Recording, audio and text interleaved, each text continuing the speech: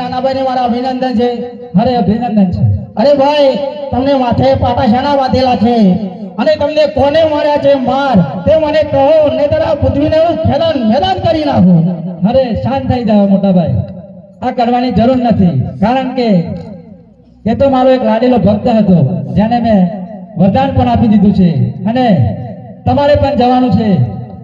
કારણ કે અમે ભક્તરાજને વરદાન આપી દીધું છે. એટલે જ્યારે તમે પારણિયામાં પહોંચેલા છો ત્યારે હું જાતે આવીને તમારા જોડે આવીને સુઈ જઈશ.